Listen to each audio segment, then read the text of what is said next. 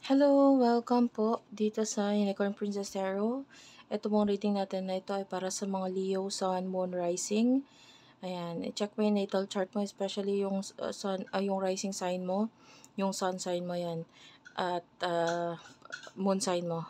Panoorin mo na rin yung ibang video mo doon, or yung ibang sign mo doon dahil ito yung pwedeng magbigay ng message sa'yo. So by the way, I am Madam P at itong ang ating reading para sa'yo. Astrological reading. By the way, if you want to book a reading, possible na yan. Dito sa, ipa-flash ko sa screen, pa-screenshot, paki-screenshot na lang guys. Sa Facebook page, hindi mo yun masa-search. So, ang isa-search mo yung mga hashtag. Available palm reading, astrological reading. Magkaiba yung price nun guys. So, makipag-coordinate ka na lang doon sa admin namin. Anyway, i-start na natin ang reading. Leo, yung full moon, this is happening on your 10th house. So, ito, pwede magkaroon ng pagbabago sa iyo pagdating sa iyong career or maybe pagdating sa someone sa buhay mo na pwedeng siya yung nasusunod sa iyo, like maybe a boss or maybe father figure. Ayan. Pwede magkaroon ng big change pagdating dyan. Nakikita natin na focus mo kasi home. No? Gusto mong magkaroon ng pagdating sa bahay, pwedeng ikaw yung gusto mong mapaayos. And I feel like you're trying your best, no? Na magkaroon ng changes pagdating sa sarili mo. And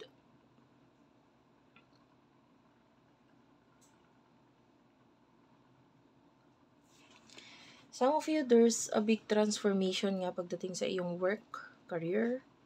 And if there's a career na hindi na nagwo-workout para sa iyo, or hindi ka na healthy enough para gawin itong career na to, itong work na to, or maybe even daily activities, kung ano man itong bagay na ginagawa mo pero hindi na ito nakaka-improve pa ng iyong health, hindi ito nakakabuti para sa iyo, so there's big change na maaaring gawin dyan.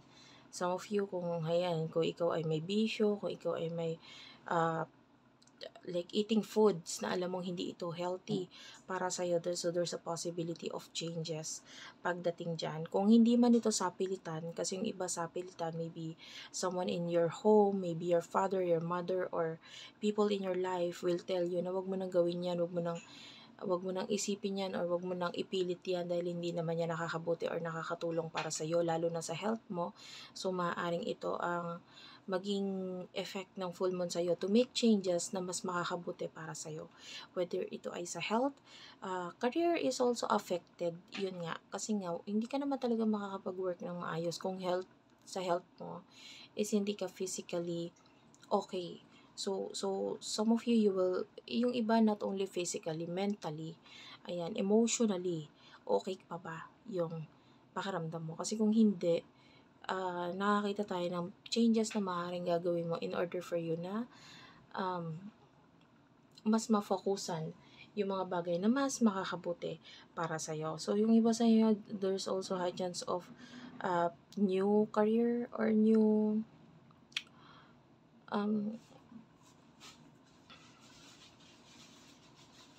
beginning for you na pwedeng may kinalaman sa reputasyon mo. It could be good, it could be bad, depende actually. So, hopefully, mas mag-focus ka dun sa good. Okay? Kung alam mo may mga bagay kang masasabi or gagawain na alam mong hindi ito mabuti, hindi ito makakaganda, or hindi ito na makakatulong sa reputasyon mo, ikaw ay mapapahiya lang, wag mo nang ipilit. Okay? Some of you, pwede may kinalaman ito sa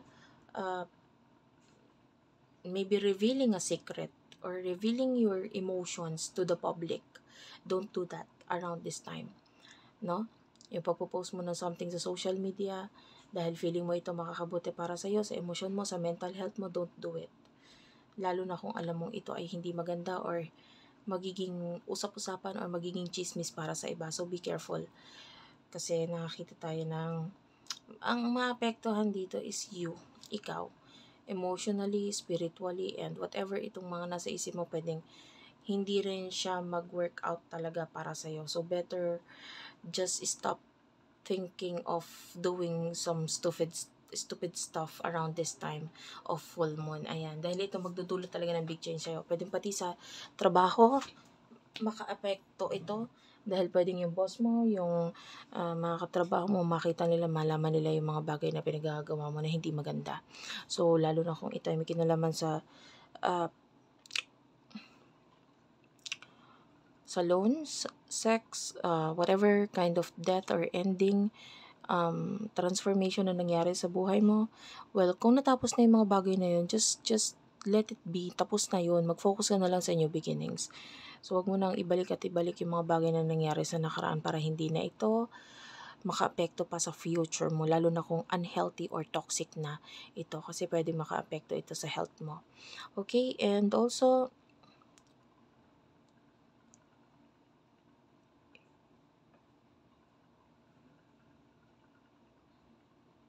medyo mas magiging malakas yung iyong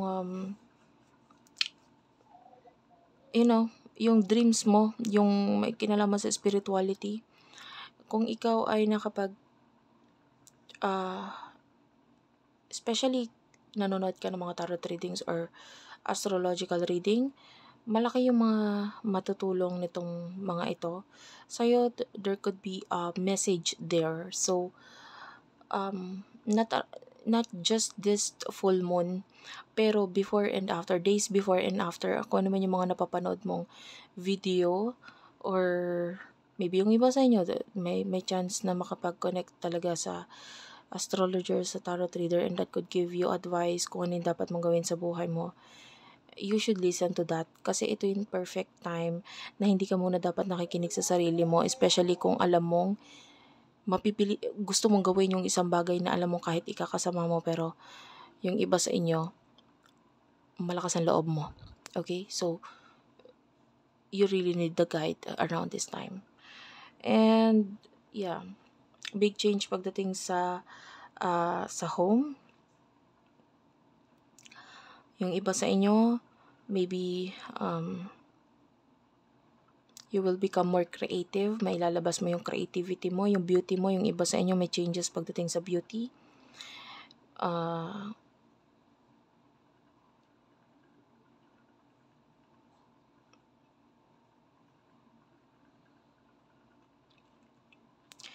You're someone na madali kang ma-attract or madali kang maka-attract ng abundance sa buhay mo, kasi sa itsura mo pa lang talagang pagtingin pa lang sa'yo ng tao, alam na nilang kaya mo eh.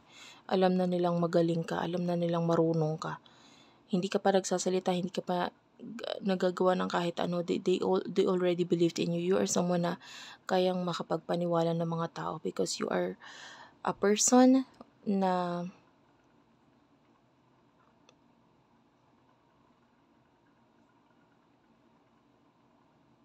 itsura mo pa lang, iba yung aura mo, iba yung tingin ng tao sa'yo.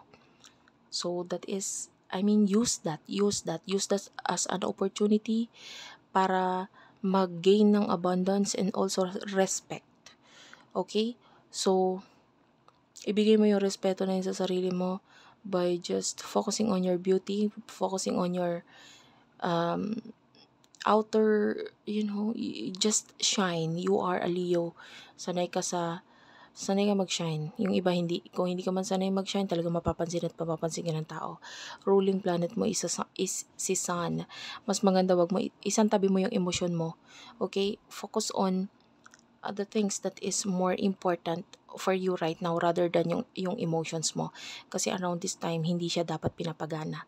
Dahil pwede magkaroon ng big change sa buhay mo na may aaring ikaw ang maapektuhan dito dahil sa mas inuna mong pakinggan ang emosyon mo. So, yeah, be more patient.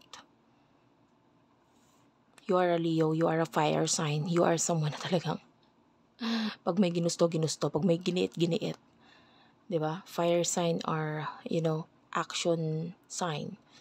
They do act according sa emotion nila. Pero around this time, sinasabi ko sa'yo, pigilan mo muna yung emotion mo. Maaaring hindi matuwa ang mga taong ito, like a father figure, your boss, maybe your husband, if you're already married. Pwedeng hindi sila matuwa sa mga gagawin mo, so be careful. Huwag mo pairalin yung emotion mo. Thank you for watching. I love you all, and bye-bye.